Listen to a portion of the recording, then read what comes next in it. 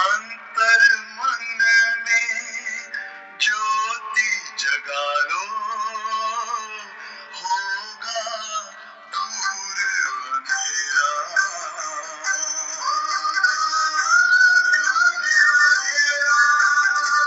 शिव का कर लो ध्यान, आ रहा पावन पुण्य सवेरा।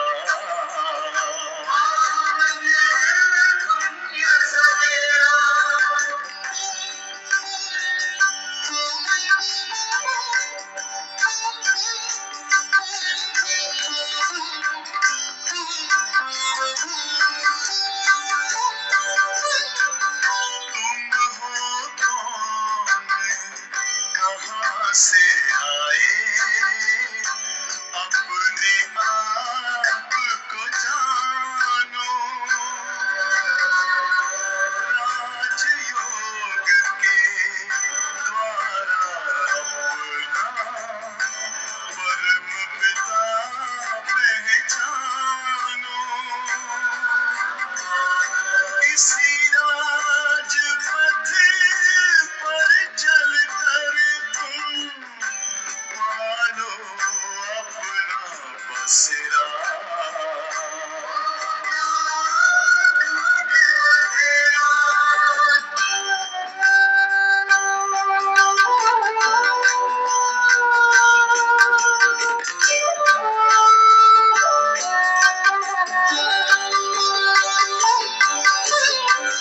तुम हो आत्मा तन से प्यारे, परमात्मा को प्यारे। दिव्य गुणों को धारण करके योगी बनो दुलारे। ज्योति बिंदु ही तोड़ेगा ये माया मोह का घेरा।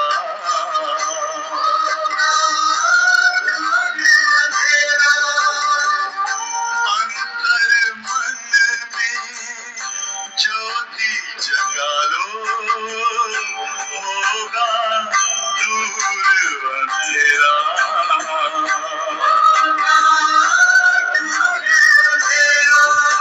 ओम शांति, ओम शांति, ओम शांति। ओम शांति। आज 1 जनवरी 2024 के बाबा के साकार मुरली के महावाक्य सुनेंगे।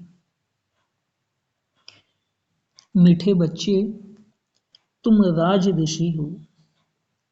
तुम्हें राजाई प्राप्त करने के लिए पुरुषार्थ करना है, साथ साथ दैवी गुण भी जरूर धारण करने हैं। मीठे बच्चे, तुम राज ऋषि हो। तुम्हें राजाई प्राप्त करने के लिए पुरुषार्थ करना है, साथ साथ दैवी गुण भी जरूर धारण करने हैं। प्रश्न है, उत्तम पुरुष बनने का पुरुषार्थ क्या है? किस बात पर बहुत अटेंशन चाहिए? उत्तर, उत्तम पुरुष बनना है तो पढ़ाई से कभी रूठना नहीं, पढ़ाई से लड़ने झगड़ने का ताल्लुक नहीं। पढ़ेंगे लिखेंगे होंगे नवाब, इसलिए सदा अपनी उन्नति का ख्याल रहे। चलन पर बहुत अटेंशन चाहिए। देवताओं जैसा बनना है तो चलन बड़ी रॉयल चाहिए।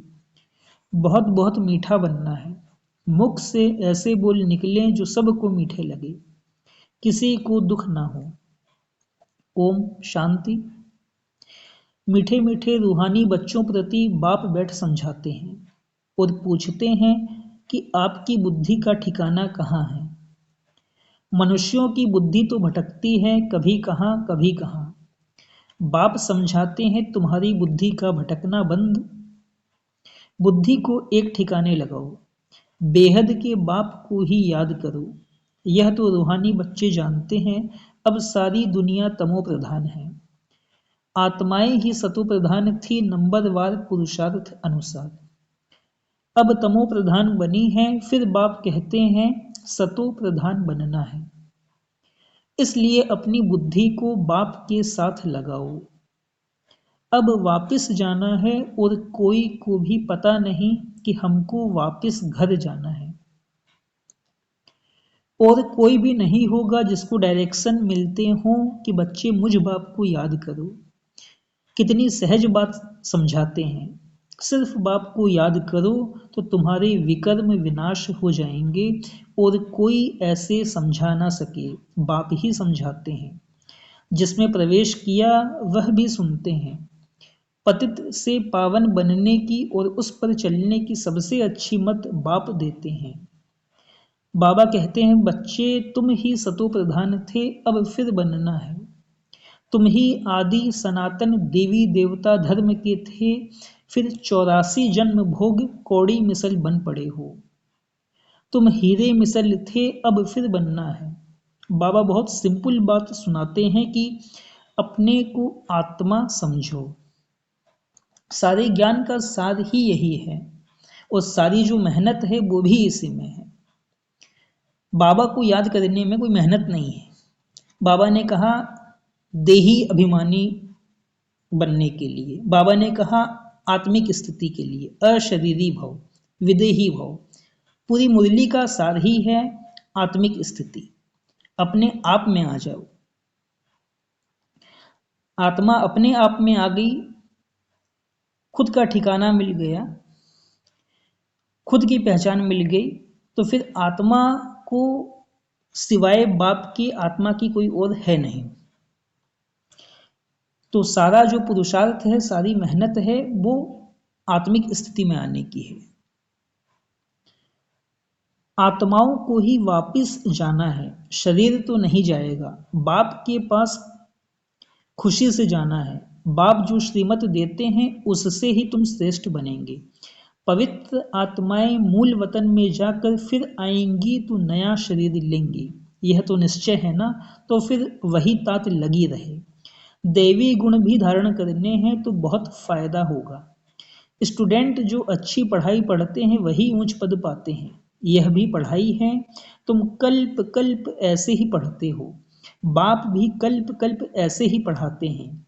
जो टाइम पास हुआ वह ड्रामा, ड्रामा अनुसार ही बाप की और बच्चों की एक्ट चली। बाबा राय तो ठीक देते हैं ना। बच्चे कहते हैं बाबा हम आपको घड़ी घड़ी भूल जाते हैं। यही तो माया की तूफान है। माया दीवा बुझा देती है। बाप को क्षमा भी कहते हैं, सर्वशक्तिमान अथॉरिटी भी कहते हैं। जो भी वेद शास्त्र हैं सबका सार बतलाते हैं। वह नॉलेजफुल है, सृष्टि के आदि मध्य अंत का राज समझाते हैं। यह ब्रह्मा बाबा भी कहेंगे हम बच्चों को समझाते हैं। बाप कहेंगे तुम बच्चों को समझाता हूँ। उसमें यह ब्रह्मा भी आ जाता है। इसमें मूझने की बात नहीं। यह है बहुत सहज राज योग। तुम राज ऋषि हो। ऋषि पवित्र आत्मा को कहा जाता है। तुम्हारे जैसा ऋषि तो कोई हो न सके। आत्मा को ही ऋषि कहा जाता है, शरीर को नहीं कहेंगे। आत्मा है ऋषि, राज ऋषि। राज राज्य कहाँ से लेते हैं? बाप से। तो तुम बच्चों को कितनी खुशी रहनी चाहिए। हम शिव बाबा से राज्य भाग्य ले रहे हैं।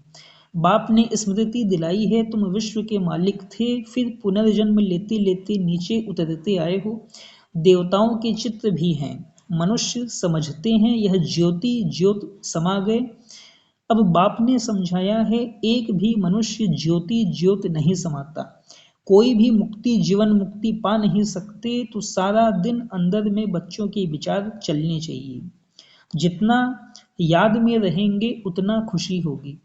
पढ़ाई पढ़ाने वाला देखो कौन है। श्री कृष्ण को लॉर्ड कृष्णा भी कहते हैं। भगवान को कभी लॉर्ड नहीं कहेंगे, उनको गॉड फादर ही कहते हैं। वह है हेवनली गॉड फादर। तुमको अब दिल से लगता है कि वही हेवनली गॉड फादर हेवन अर्थात देवी राजधानी स्थापन कर रहे हैं। सतयुग में दूसरा कोई धर्म था नहीं, चित्र भी इन देवताओं के हैं, उनको ही आदि सनातन देवी देवता कहा जाता है। यह विश्व के मालिक थे, उन्हों को कहेंगे सतयुगी, तुम हो संगम युगी। तुम जानते हो बाबा हमको राइटियस बनाते हैं, तुम राइटियस बनते जाते हो। विकारी विकारी को अनराइटियस कहा जाता है। यह देवताएं पवित्र हैं, लाइट भी पवित्रता की दिखाई है। अनराइटियस माना एक भी कदम राइट नहीं। शिवालय से उतर वैश्यालय में आ जाते हैं। यह बातें नया कोई समझ ना सके जब तक तुम उनको बाप का परिचय अच्छी तरह न दो कि वह है हेवनली गॉड फादर। हेवन और हेल दोनों अक्षर हैं, सुख और दुख, स्वर्ग और नरक। तुम जानते हो भारत में सुख था, अभी दुख है, फिर बाप आकर सुख देते हैं। अब दुख का समय खत्म होना है। बाबा बच्चों के लिए सुख की सौगात ले आते हैं, सबको सुख देते हैं, तब तो सब उनकी बंदगी करते हैं। सन्यासी उदासी भी तपस्या करते हैं, उनको भी कोई न कोई आश जरूर रहती है। सतयुग में ऐसी कोई बात नहीं, वहां और कोई धर्म वाले होते ही नहीं। तुम तो अब पुरुषार्थ कर रहे हो नई दुनिया में जाने के लिए। जानते हो वह है सुख धाम, वह है शांति धाम, यह है दुख धाम। तुम अभी संगम पर हो, उत्तम पुरुष बनने के लिए पुरुषार्थ कर रहे हो। पुरुषार्थ बहुत अच्छी रीति करना है, पढ़ाई से कभी रूठना नहीं है। कोई से अनबनी होती है तो पढ़ाई नहीं छोड़नी चाहिए। पढ़ाई से लड़ने झगड़ने का ताल्लुक नहीं है। पढ़ेंगे लिखेंगे होंगे नवाब, लड़ेंगे झगड़ेंगे तो नवाब कैसे बनेंगे। फिर तमो प्रधान चलन हो जाती है। हर एक को अपनी उन्नति का ख्याल करना चाहिए।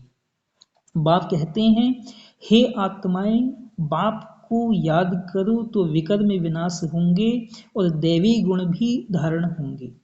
अगर लक्ष्मी नारायण जैसा बनना है तो बाप ने ही उन्हों को भी ऐसा बनाया। बाप कहते हैं, तुम ही यह राज्य करते थे, अब फिर तुमको ही बनना है। राजयोग बाप संगम पर ही सिखाते हैं, तुम कल्प कल्प यह बनते हो। ऐसे नहीं, सदैव कलयुग ही चलता रहेगा। कलयुग के बाद सतयुग, यह चक्र फिरता है जरूर। सतयुग में मनुष्य कम थे, अब फिर जरूर कम होने चाहिए। यह तो सहज समझाने की बातें हैं, बीती हुई कहानी सुनाते हैं। छोटी सी कहानी है, वास्तव में है बड़ी, परंतु समझने में छोटी है। 84 जन्मों का राज्य है, तुमको भी आगे मालूम नहीं था, अब तुम समझते हो, हम पढ़ रहे हैं। यह है संगम युग की पढ़ाई। अब ड्रामा का चक्र फिर कर आया है, फिर सतयुग से लेकर शुरू होगा। इस पुरानी सृष्टि को बदलना है। कलयुगी जंगल का विनाश होगा, फिर सतयुगी फूलों का बगीचा होगा। फूल देवी गुण वाले को कहा जाता है, कांटा आसुरी गुण वाले को कहा जाता है। अपने को देखना है, मेरे में कोई अवगुण तो नहीं है। अभी हम देवता बनने लायक बन रहे हैं तो दैवी गुण जरूर धारण करना पड़े।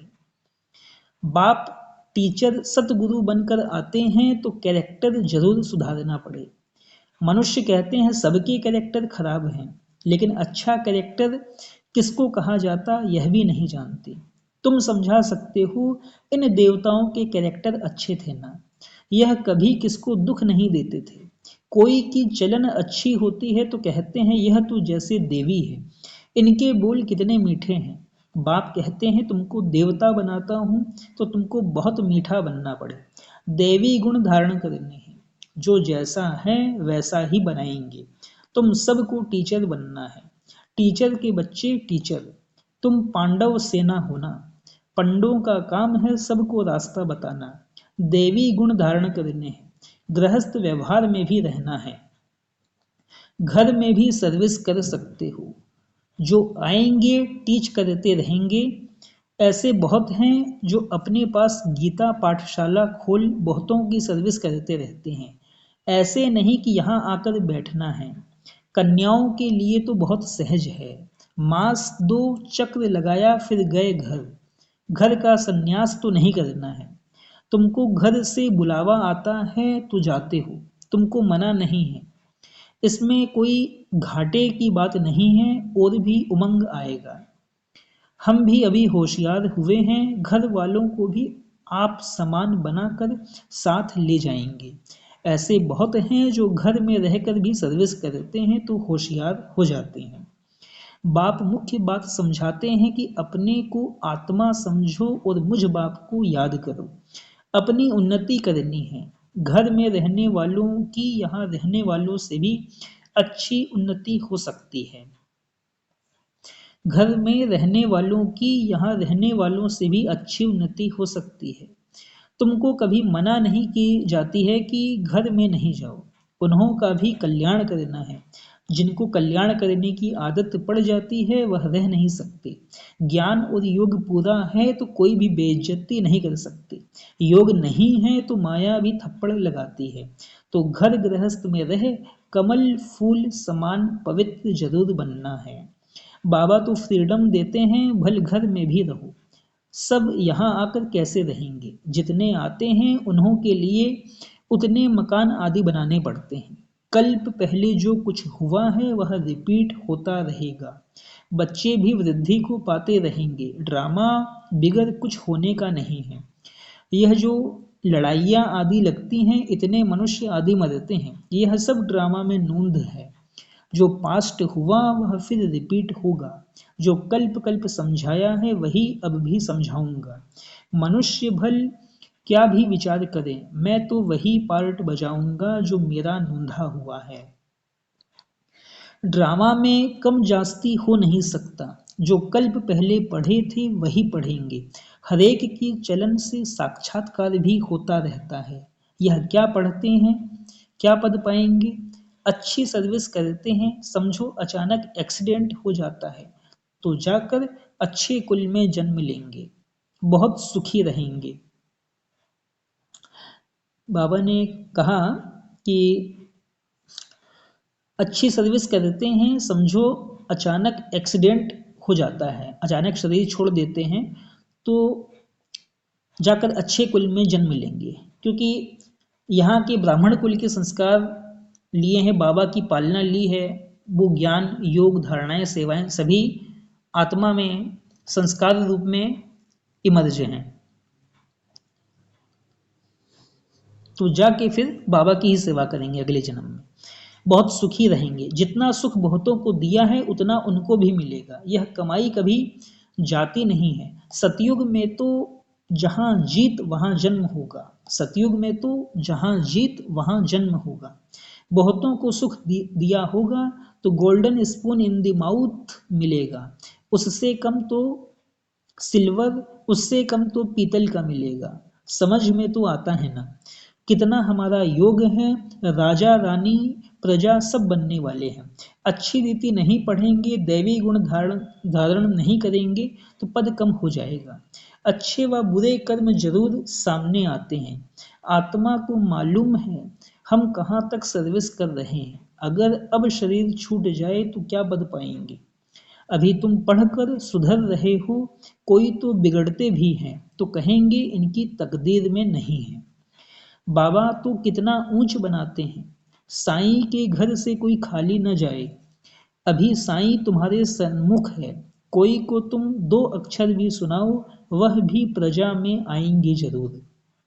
देवी देवता धर्म वाले अब तक आते रहते हैं, परंतु अब पतित होने कारण अपने को हिंदू कहलाते हैं। तुम्हारी बुद्धि में यह ज्ञान ऐसे है जैसे बाबा के पास है। बाप ज्ञान का सागर है। बतलाते हैं यह हिस्ट्री ज्योग्राफी कैसे रिपीट होती है। टीचर भी स्टूडेंट की पढ़ाई से जान जाते हैं कि यह कितने मार्क्स में पास होंगे। हर एक खुद भी जानते हैं। कोई देवी गुणों में कच्चे हैं, कोई योग में कच्चे हैं, कोई ज्ञान में कच्चे हैं। कच्चे होने से नापास हो जाएंगे, ऐसे भी नहीं आज कच्चे हैं कल पक्के नहीं हो सकते। गैलप करते रहेंगे। खुद भी फील करते हैं हम जहाँ तहाँ से फेल हो जाते हैं। हम जहाँ तहाँ से फेल हो आते हैं। फलाने हमसे होशियार हैं, सीख कर होशियार भी हो सकते हैं।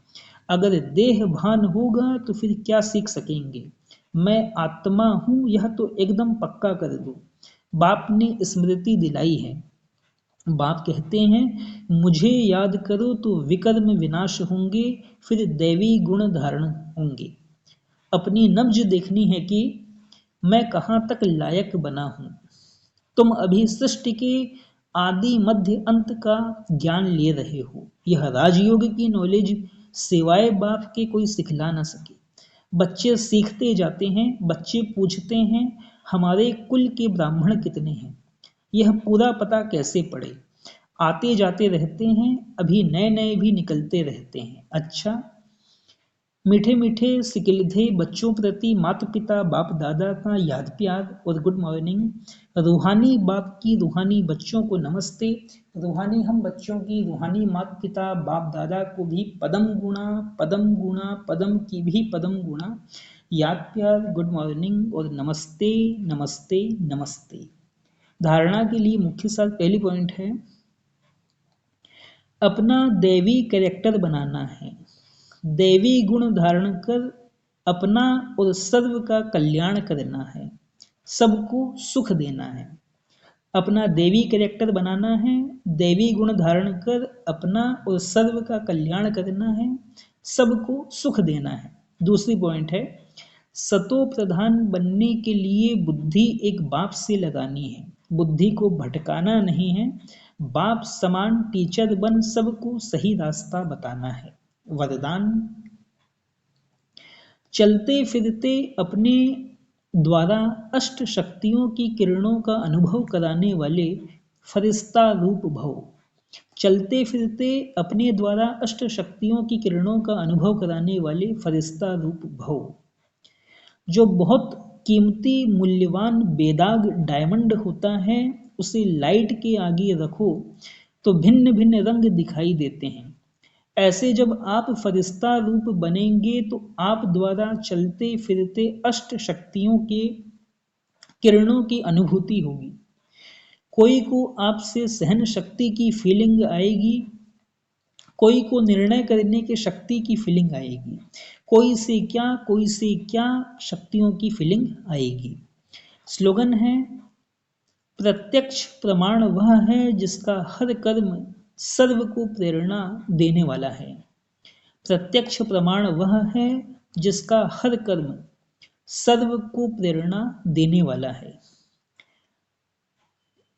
जनवरी 2024 अव्यक्त मास के लिए विशेष पुरुषार्थ की पॉइंट्स हैं।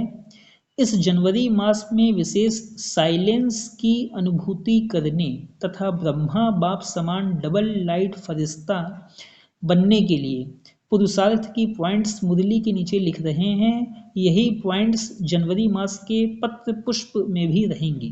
कृपया सभी ब्रह्मावत्स से इसी अनुसार अटेंशन रख रोज एकांत में बैठ कम से कम 10 मिनट अव्यक्त साइलेंस का अनुभव अवश्य करें तथा पूरा ही दिन डबल लाइट फरिश्ता स्थिति में रहें। अपने श्रेष्ठ संकल्पों द्वारा इशारों से कारोबार करके अपने सेवा स्थानों को सूक्ष्म वतन बनावें। बीच बीच में आपस में मिलकर इन पॉइंट्स पर गहरी रूह ध्यान करते हुए अनुभवों की लेन देन भी करें। हम सबकी यह डबल लाइट स्थिति तथा साइलेंस की गहरी अनुभूति ही परमात्मा प्रत्यक्षता के निमित्त बनेंगी। पॉइंट है अव्यक्ति साइलेंस द्वारा डबल लाइट फरिश्ता स्थिति का अनुभव करो। संगम युग की विशेष शक्ति साइलेंस की शक्ति है। साइलेंस में रहने से डबल लाइट फरिश्ता स्थिति सहज बन जाती है। साइलेंस में रहने से डबल लाइट फरिश्ता स्थिति सहज बन जाती है। इस स्थिति में कोई भी कार्य का बोझ नहीं रहता। इसके लिए कर्म करते बीच बीच में निराकारी और फरिश्ता स्वरूप की ड्रिल करते रहो। जैसे ब्रह्मा बाप को साकार रूप में देखा, सदा डबल लाइट रहे। साइलेंस की स्थिति द्वारा सेकंड में बच्चों को नजर से निहाल किया। ऐसे फॉलो फादर करो तो सहज ही बाप समान बन जाएंगे। अच्छा, ओम शांति।